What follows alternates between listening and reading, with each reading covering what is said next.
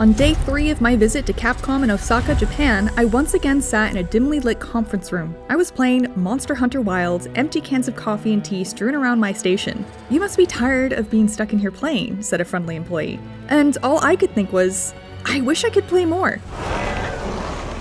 This is after I played the first 5 hours of Monster Hunter Wilds' story and hunted 4 monsters in the oil well basin in a different playstate.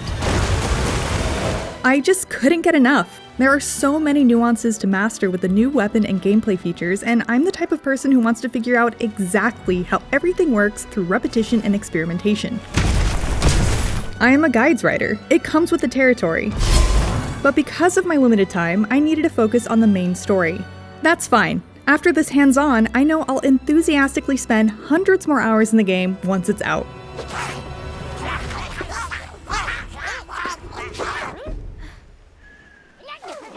I beelined it through the story to make sure I could see everything I could, and in doing so, I crafted and upgraded only what I could as I went. Alrighty.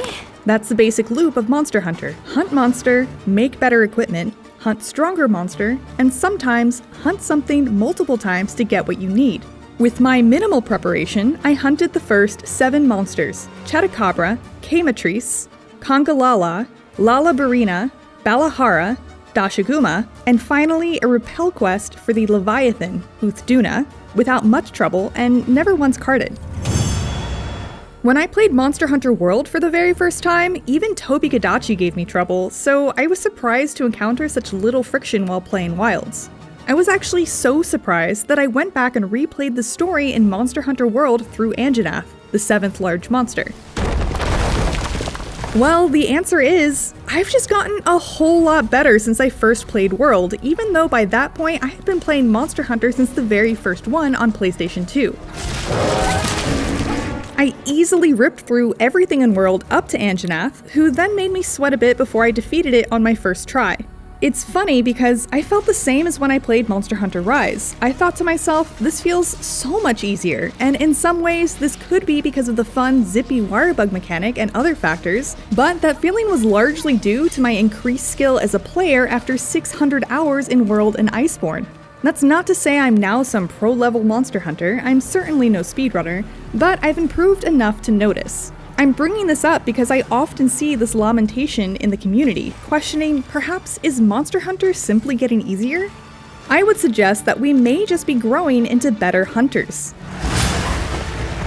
Things are certainly becoming more streamlined and accessible, see optimal health and status recovery and the focus mode that makes it easier to aim, but the developers' goals don't suggest they intend to make Monster Hunter easier. Monsters have been adjusted to account for the new focus and wound systems, and the art director and executive director of Wilds, Kaname Fujioka, said the difficulty in Wilds generally follows suit from World. Series producer Ryozo Sugimoto added, "We've been incredibly careful in Wilds to guide players to the fun of Monster Hunter without changing the core of the series, and I very much feel that." Wilds immediately directs players into the meat of what Monster Hunter really is: hunting large monsters that could be set-piece bosses in other games.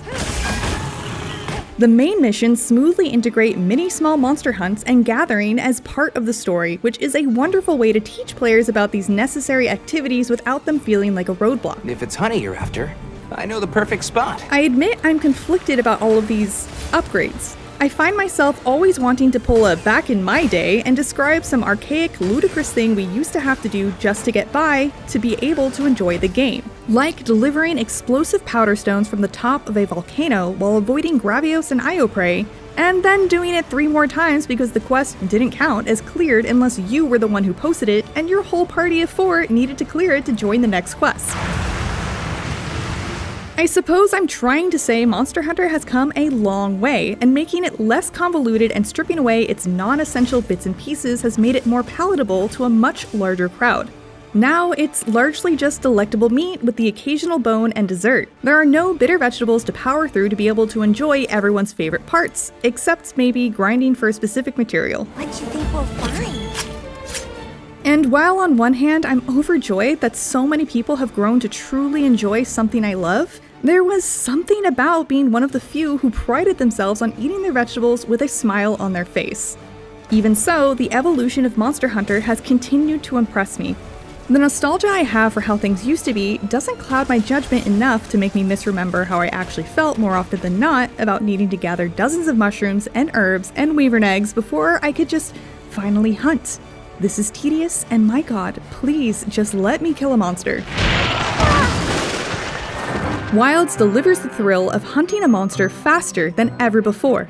The main story immediately spits you into the thick of things, and you'll have hunted your first large monster in the first 20 minutes after customizing your character and palico.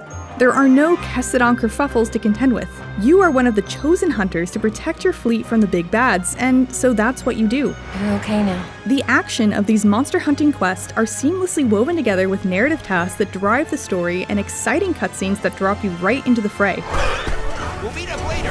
Travel is often accompanied by NPCs who progress the story with dialogue, so little time is wasted. The entire experience feels full and is structured like a more traditional RPG, as you aren't posting quests from a board and loading into a map like in previous Monster Hunters. At the same time, you still have robust freedom to explore and discover things on your own without having your hand held. I'll need to play more to discover exactly how the new decoration system and ingredient farming work, but it does appear you'll still need to keep up on eating and inventory management yourself to be the best hunter you can be. I do hope there are challenges ahead that will require adequate preparation to succeed, as that's where I think Monster Hunter shines its brightest. But I do believe I may have encountered at least one of those in the Oil Well Basin. I think these might be tracks. We discussed the Oil Well Basin and the 4 monsters I hunted there at length in our interview with the developers, but to summarize, Rompopolo, Ajaraken, Gravios, and the area's apex, the Black Flame New Udra, inhabit the Oil Well Basin, which is designed to be more vertically connected rather than the more horizontally laid out Windward Plains and Scarlet Forest. Though it's filled with lava and mucky oil silt, it's inspired by the deep sea and the inhabitants of the ocean floor. This is much more apparent during the plenty, especially at night, where deep into the Oil Well Basin takes on an ethereal blue hue to contrast its muddy palette during the fallow and the bright, burning red oranges of the fire spring. The change in climate sometimes made me feel like I was in an entirely different place, and this was even more pronounced in the Oil Well Basin. The appearance even changes quite drastically from day to night, which add even more variety to these vast, large, diverse maps, meant to be 2 to 2.5 times the size of the maps in world. I feel like I barely got a handle on the layout of the Oil Well Basin while hunting, and will likely need to make a concerted effort to learn its flow and remember where things are, like the very helpful environmental traps. As for the monsters I faced there, they were a unique and impressive bunch. Rompopolo is absolutely grotesque and makes great use of its environment by injecting gas into the ground to cause large explosions that bubble up from beneath the oil silt. When I beat it down enough, it deflated, a hilariously sad sight I was delighted to experience. Got it on the ground. I can see Ajaraken giving some players a bit of trouble. It's an ape-like fang beast that's aggressive, fast, and strong. It also just looks cool. How its body glows when it gets ramped up is magnificent, as is one of its strongest attacks, which looks kinda like a fiery Sonic the Hedgehog homing attack. Though Gravios, a returning monster, has been a pain in the ass to fight in previous games with its hardy HP pool and super tough defenses, I found fighting it in Wilds much more enjoyable. Its hitboxes are more finely tuned, and the developers were able to gradate the toughness of its body more specifically, so it was easier to land hits on the points I actually wanted to get at.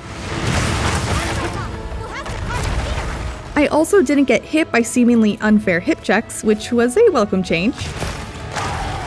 Gravios has a new attack the devs were happy to be able to implement too, a beam focused on the ground that turns the immediate surroundings into molten rock that persists with a fiery effect for a few seconds.